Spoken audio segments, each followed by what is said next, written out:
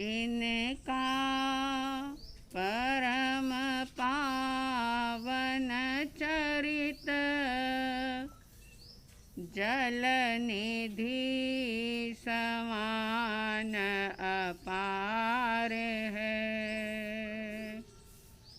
जिनके गुणों के कथन में गणधर न पावे पार है। बस वीतराग विज्ञान ही जिनके कथन का सार है। उन सर्वदर्शी सन्मति को वंदना शतबार है। उन सर्वदर्शी सन्मति को वंदना शतबार है।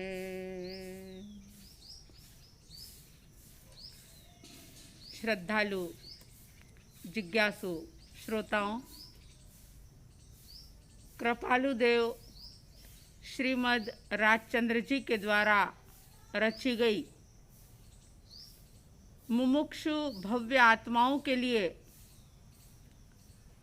मोक्ष मार्ग की यात्रा में बहुत बड़ा सहयोग करने वाली ऐसी आत्मसिद्धि का स्वाध्याय, पारायण, चिंतन मंथन चर्चा चल रही है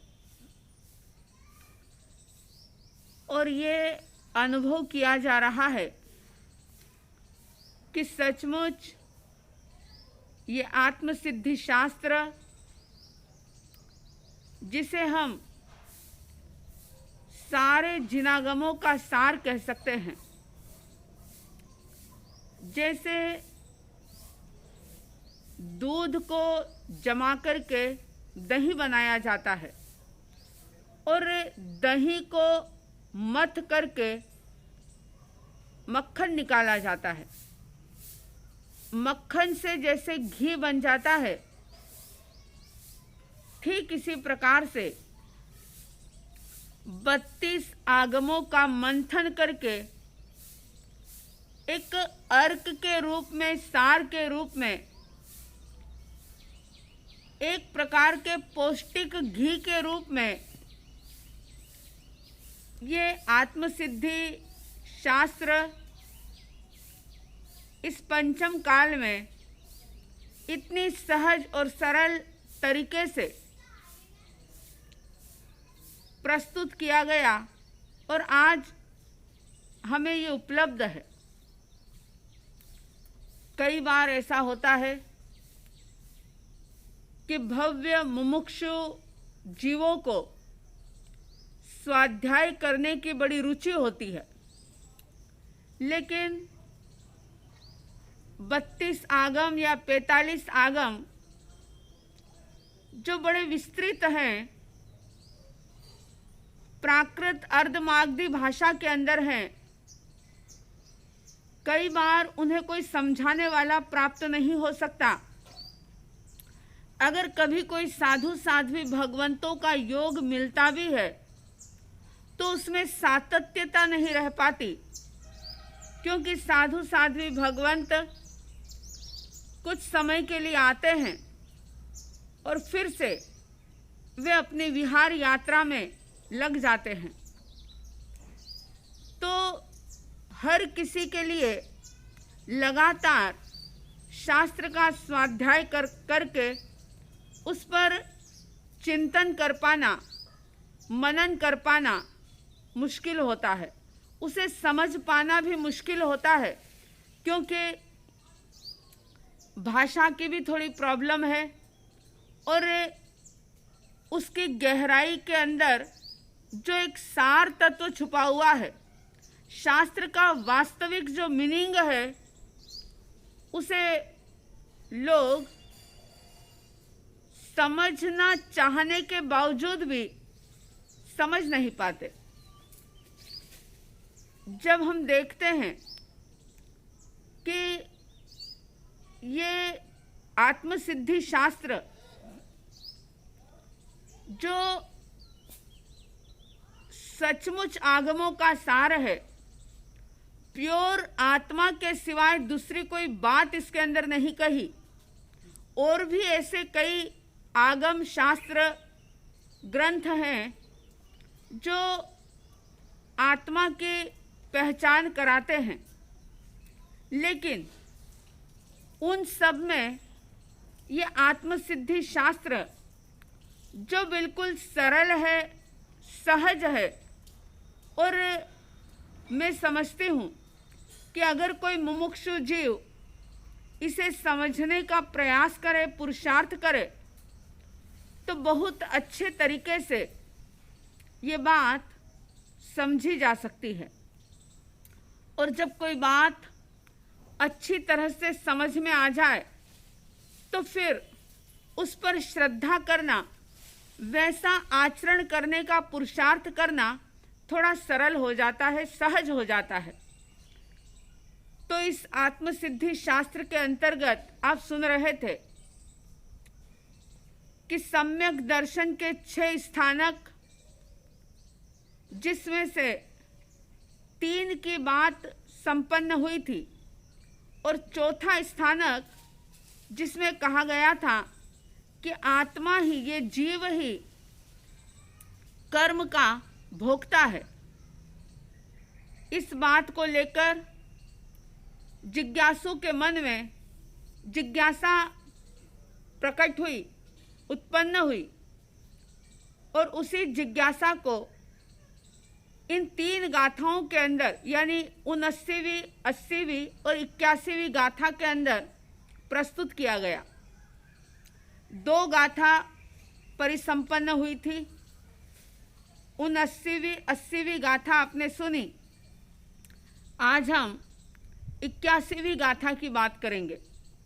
81वीं गाथा जिसमें जिज्ञासु थोड़ा सा कंफ्यूज हो रहा है, क्योंकि मन में ये ख्याल आया कि कर्म जड़ है, और जड़ कर्म फल कैसे दे सकते हैं, जिसके संबंध में हम बात कर चुके हैं। फिर दूसरा विचार आया कि कर्म तो जिसमें समझ नहीं है कि कब किसको कौन सा परिणाम देना है, तो ईश्वर की इच्छा के अनुसार सभी को अपने अपने कर्मों का फल मिलता है। लेकिन फिर विचार आया कि अगर ईश्वर भगवान ये काम करें तो उनकी भगवत्ता खंडित हो जाएगी, उनकी भगवत्ता दूषित हो जाएगी, क्योंकि जहाँ अनंत जीव और अनंत जीवों के अनंत कर्म, और हर पल हर समय उस कर्म की अवस्था परिवर्तित हो रही है, तो कैसे इसका लेखा जोखा रखेगा? सारा के सारा उपयोग ईश्वर का इन सारी चीज़ों के अंदर अगर लग गया तो इसका मतलब ये होगा कि ईश्वर पर में उलझ गए, और जो पर में उलझ जाए, जो राग द्वेष मोह करने लग जाए, वो तो भला साधारण जीव होता है, फिर उसे ईश्वर कैसे माना जाए? तो ऐसी ऊहापोह, इस प्रकार का विचार जिज्ञासु के मन में चल रहा है। और यूं समझो कि एक प्रकार से विचारों के जंगल में वह व्यक्ति उलझ जाता है। फिर विचार आता है मन में, और वो विचार 81वीं गाथा के अंदर प्रस्तुत किया गया। कहा, ईश्वर सिद्ध थया बिना जगत नियम नहीं हो, पछी शुभाशुभ कर्मना भोग्य स्थान नहीं हो। कह रहे हैं कि ईश्वर सिद्ध थया बिना जगत नियम नहीं होए। जैसे समंदर के अंदर कई प्रकार की लहरें उठती है। समंदर एक है, लेकिन उसमें उठने वाली तरंगे, लहरें अनेक है। इसी प्रकार से आत्मा एक है, लेकिन इस आत्मा में उठने वाले भाव, विचार अनेक हैं। बार बार अलग अलग प्रकार के भाव मन में पैदा हो रहे हैं। 80वीं गाथा के अंदर जैसे बताया था कि फलदाता ईश्वर गण्य भोक्तापणु सधाए। अगर फल देने वाले ईश्वर को मान लिया तो कर्म का फल भोगा जा सकता है। लेकिन अगर ऐसा कहते हैं तो ईश्वर का ईश्वरपना खत्म हो जाता है। ये बात 80वीं गाथा में कही।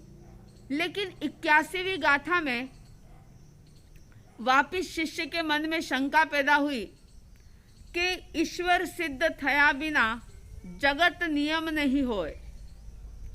ये संपूर्ण जगत का नियंता कोई तो शक्ति है, कोई तो ईश्वर है जो इस संपूर्ण जगत को संचालित कर रहा है।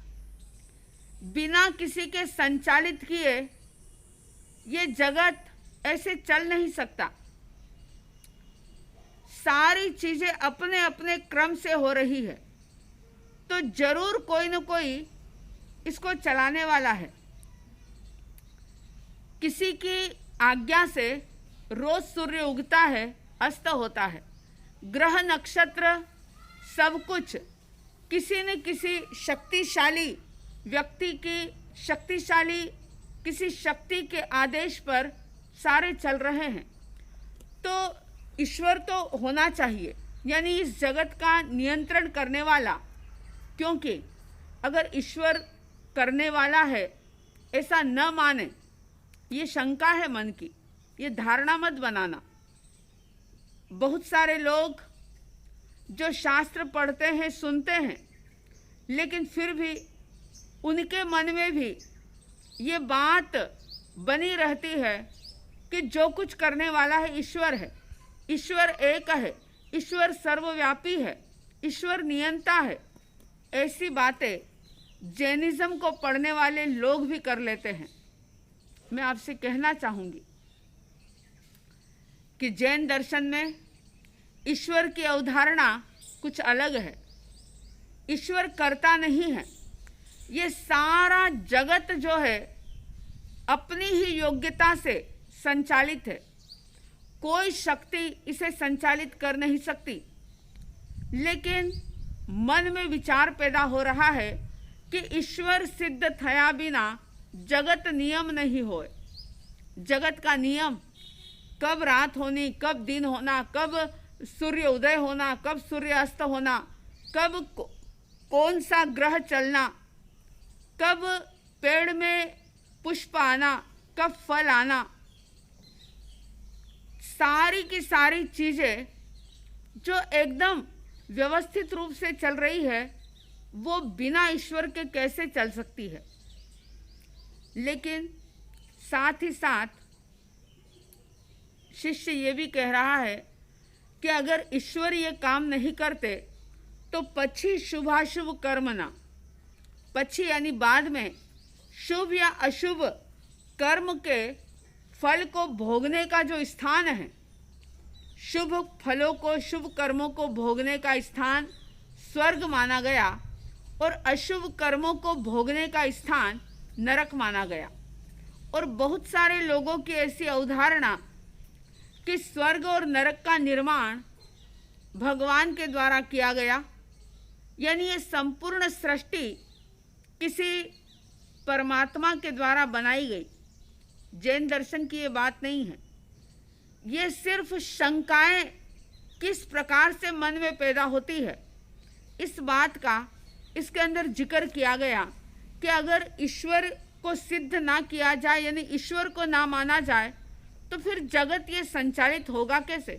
जगत का कोई नियम नहीं होगा। फिर कोई शुभ को कर्म, कोई अशुभ कर्म, कोई सुख, कोई दुख कैसे प्राप्त करेगा?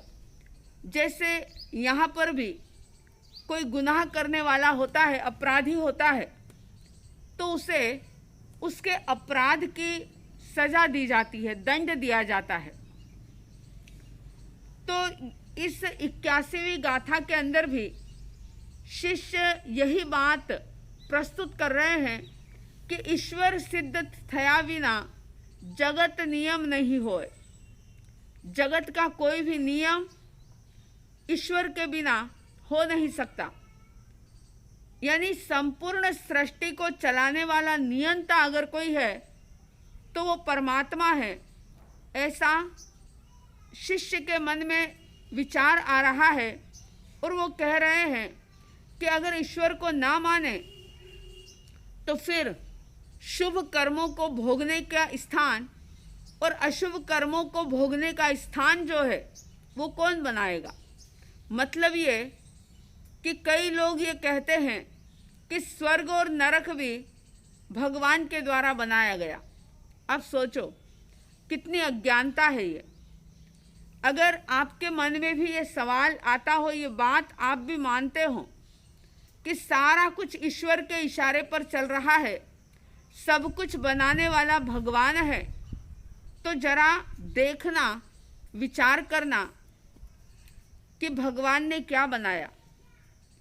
अगर मैं आपसे पूछूं कि आपका अपना मकान, आपकी कोठी क्या भगवान ने बनाई है?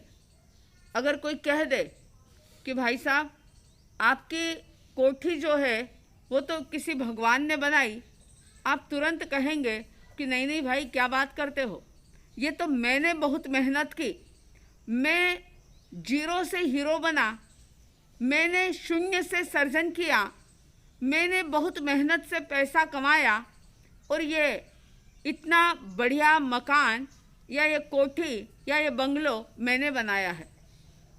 फिर अगर कोई आपसे कहे कि फिर शायद ईश्वर बनाने वाला है, तो हो सकता है कि आपकी फैक्ट्री ईश्वर ने बनाई हो, तो आप क्या कहेंगे?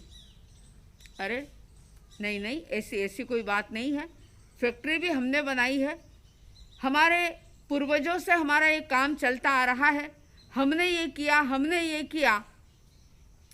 तो फिर कोई कहे कि शायद हो सकता है आपके पड़ोसी का मकान तो किसी ईश्वर ने बनाया होगा।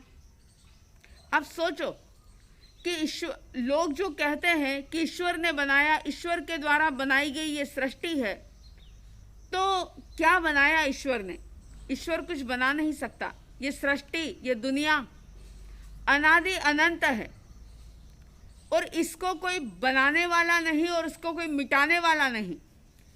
जैन धर्म ये कहता है कि हर परमाणु, हर जीव स्वतंत्र है, सब अपने अपने योग्यता से परिणमित होते हैं, उनको कोई भी परिणमित नहीं करता, निमित्त कोई भी मिल सकता है। लेकिन ये इंसान का अहंकार, उसका अज्ञान कि जो वो कर नहीं सकता, जो वो करता नहीं, उसका भी क्रेडिट खुद लेना चाहता है कि ये मैंने किया। अरे भाई, आप निमित्त तो हो सकते हो लेकिन आप करने वाले नहीं हो सकते।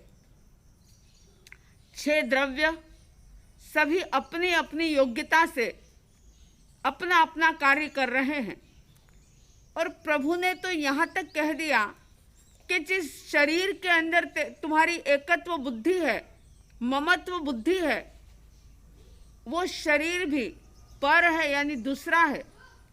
जब शरीर भी पर है तो इस शरीर से जुड़ी हुई सारी चीजें आपकी कैसे हो सकती है? पहले भी मैंने एक बात कही थी, देह भिन्न है, कर्म भिन्न है, उदयादि भी भिन्न अहो, नहीं आधीन है तेरे कोई, सब स्वाधीन परिणमित हो। कोई भी किसी के अधीन नहीं है। ये एक व्यवस्थित व्यवस्था है, कोई संचालित करने वाला नहीं। हर कण कण अपने आप में स्वयं को संचालित कर रहा है। दूसरा कोई व्यक्ति निमित्त बन सकता है। जैसे मिट्टी में घड़ा बनने की योग्यता है, लेकिन कुम्हार निमित्त बनता है और घड़ा तैयार हो जाता है। आप सोचो कि कुम्हार है, चाक है, सारे साधन हैं और मिट्टी भी है, लेकिन मिट्टी के अंदर अगर घड़ा बनने की योग्यता ही ना हो तो वह कुम्हार घड़े को बना नहीं पाएगा। ठीक इसी प्रकार से हर वस्तु में, हर पदार्थ में, हर जीव में अपनी अपनी योग्यता है और अपनी योग्यता के आधार पर वे परिवर्तित होते हैं, बदलते हैं, परिणमित होते हैं। लेकिन उसमें व्यक्ति ये कहता है कि ये मैंने किया, ये मेरे द्वारा ही हुआ, ये काम तो मैं ही कर सकता हूँ। ये सारी बातें अहंकार की बातें हैं, ये सारी बातें कषायों की बातें हैं और इसी से तो अलग हटना है।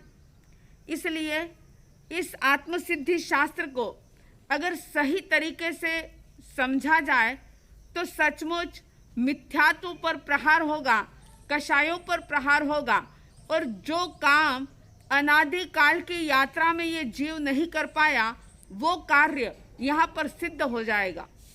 इसे समझने का प्रयास करें। अब शिष्य की जिज्ञासा जो 3 गाथाओं के अंदर प्रस्तुत की गई, आगे की 5 गाथाओं में इसी जिज्ञासा का समाधान दिया जाएगा और ये सिद्ध किया जाएगा कि वास्तव में ये आत्मा कर्म का भोक्ता कैसे है। आप सबके भीतर जिन वाणी के प्रति, जिनेंद्र देव के प्रति, जिनेश्वर भगवंतों के प्रति आस्था का, श्रद्धा का भाव दृढ़ीभूत हो, ऐसी साध्वी द्वय की तरफ से हार्दिक हार्दिक शुभ मंगल भावनाओं के साथ जय प्रभु महावीर, जय गुरु आनंद।